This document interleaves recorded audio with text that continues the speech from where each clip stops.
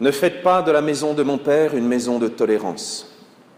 Je suis désolé de paraphraser ainsi l'Évangile et la parole même du Christ, qui avait dit « Ne faites pas de la maison de mon Père une maison de voleurs ». Je ne sais pas si vous vous souvenez, c'était dans le temple de Jérusalem, alors que le temple était rempli de changeurs d'argent, de vendeurs de brebis et d'oiseaux qui permettaient au culte d'avoir lieu. Ils étaient à leur place, mais ils faisaient de la maison de Dieu, notre Père, une maison de voleurs, une caverne de bandits. Je suis désolé aussi d'utiliser un terme que tous ceux pour qui l'histoire de France commence après la Deuxième Guerre mondiale ne comprendront pas.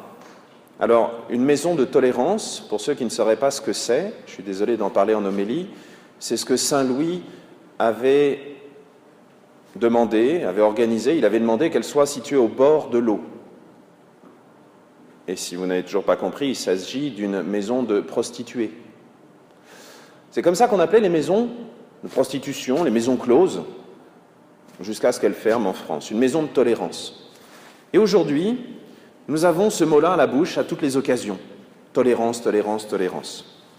Permettez-moi de vous rappeler que lorsque nous allons ouvrir mardi l'année sainte de la miséricorde, ce n'est pas l'année sainte de la tolérance. Il y a une très grande différence entre les deux.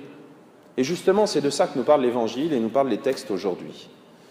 La tolérance, c'est toujours envers un mal, que l'on considère comme trop présent, trop enraciné, tellement enraciné qu'on ne peut pas s'en débarrasser, ou alors ça générerait un mal encore plus grand. Saint Louis, par exemple, lorsqu'il a inventé ces maisons, était conscient que la prostitution existait partout dans son royaume, et comme il considérait que c'était plus difficile d'éradiquer la prostitution que de la réglementer, il a demandé qu'elle soit située dans des maisons closes, à l'écart de la ville et au bord de l'eau pour permettre d'avoir des conditions d'hygiène élémentaires. Donc, plutôt que de laisser dans l'illégalité et risquer que des personnes soient maltraitées, il avait décidé que ces maisons seraient réglementées. Nous, en France, à peu près au moment de la Deuxième Guerre mondiale, il a été décidé démocratiquement que ces maisons devaient disparaître, et malheureusement, nous en sommes témoins. La prostitution n'a pas arrêté comme ça, par un coup de baguette magique. Il aurait peut-être fallu, il faudrait encore aujourd'hui, aider toutes ces victimes de la prostitution et les aider à ne pas être l'objet de trafic et d'esclavage. On va peut-être arrêter de parler de prostitution et en venir aux faits, savoir pourquoi je vous parle de tolérance. Dans 2 jours, donc, l'année de la miséricorde va commencer, et à chaque fois que nous, déformés un peu par nos journalistes, nous parlons de notre pape François qui commence l'année de la miséricorde, beaucoup viennent me voir en disant « Ah, j'espère qu'enfin le pape va accepter que, ou va tolérer que… » Non, le pape n'est pas là pour mettre une étiquette en disant « Tout le monde il est beau, tout le monde il est gentil » devant toutes nos turpitudes, polygamie, etc., etc. Non, c'est pas ça. La miséricorde, c'est ce que Saint Jean-Baptiste est en train d'essayer de faire dans l'Évangile. Pour que Jésus puisse venir, il faut aplanir les montagnes, il faut combler les ravins. Pour que le pardon puisse être accordé, il faut d'abord reconnaître la faute. On n'est pas là dans l'Église pour demander à Dieu de cacher ce sein que je ne saurais voir et de le laisser là. On n'est pas là pour demander à Dieu de tolérer toutes nos turpitudes en lui disant « Vas-y, dis-nous que c'est bien, comme ça on fera taire notre conscience. » Non, la miséricorde demande la vérité. La miséricorde, c'est un mot qui vient, dans la langue de Jésus, c'est un mot qui vient des entrailles, du sein d'une maman, tu sais, de la matrice. C'est-à-dire cet amour qui englobe, cet amour qui crée, cet amour qui fait vivre. Je sais, le mot entrailles, il n'est pas très joli, et quand on dit dans le « Je vous salue Marie », Jésus, le fruit de vos entrailles, on est tous un petit peu comme… Comment ça s'appelait ce film avec une jeune fille qui faisait des choses bien partout, à Montmartre? On retrouvera. Bref, on est tous un petit peu… Amélie Poulain, merci. On est tous un peu comme Amélie Poulain, entrailles, ça ne nous plaît pas. Bref, l'amour de Dieu, c'est l'amour du cœur d'une maman. Voilà. Et c'est ça la miséricorde. La miséricorde, elle demande d'abord de faire un peu de ménage et d'abord de reconnaître ce qui ne va pas dans notre vie. Elle demande d'abord d'essayer de changer. Et un des plus beaux exemples de miséricorde, il y a la confession évidemment, mais il y en a un autre qui est très beau aussi, c'est le mariage. Oui, le mariage, c'est un peu comme la confession.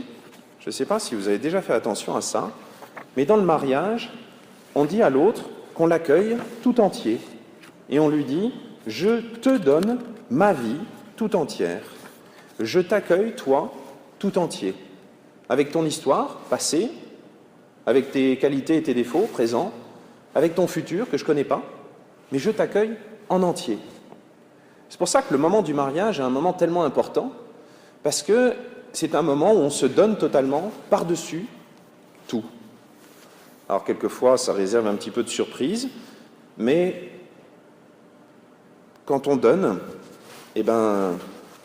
écoutez ce qu'on dit dans les cours de récréation de maternelle, donner, c'est donner. Voilà. Le don, le vrai don, c'est un don qui est total. Et c'est pour ça que Dieu se présente souvent à nous comme l'époux. Et Jésus se présente à nous comme l'époux. Et là, nous avons Saint Jean-Baptiste qui vient, qui se présente, lui, comme l'ami de l'époux, celui qui est chargé de préparer tout. Vous savez, pendant un mariage, c'est lui qui est là et qui prépare avant, qui s'occupe des invités, qui met tout le monde à sa place pour permettre aux mariés de simplement avoir le conjoint, l'autre, face à face et de ne pas se préoccuper du reste. Saint Jean-Baptiste est là, il est le témoin de la joie des époux et aujourd'hui, il est celui qui a un peu un caractère de cochon et qui nous secoue en nous disant d'aplanir les montagnes, de combler les ravins. Un autre exemple de la miséricorde, nous l'avons dans le psaume où le peuple qui revient chez lui dit, je vais le retrouver, c'était, voilà, « Quand le Seigneur ramena les captifs de Sion, à Sion, nous étions comme en rêve.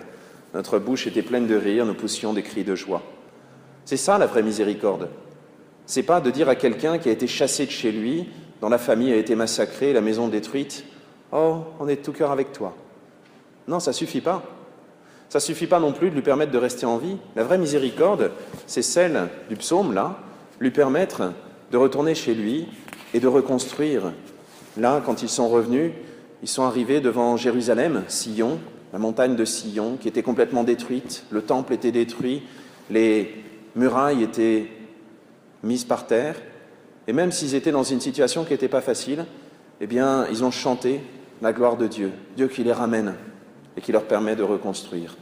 C'est ça la miséricorde, Dieu qui nous ramène jusqu'à lui, ça c'est la vérité, et qui nous permet de construire, de reconstruire toute notre vie en s'appuyant sur lui. Ça, c'est l'amour, c'est la miséricorde. Alors que Dieu, pendant ce temps de l'Avent, où nous préparons Noël, où nous nous préparons à accueillir notre Sauveur, qui nous aide à faire la vérité, à nous confesser aussi de temps en temps, ça serait bien, et qui nous aide à accueillir celui qui vient se donner totalement à nous et qui nous demande, en retour, un don égal, c'est-à-dire de lui confier, de lui donner toute notre vie. Amen.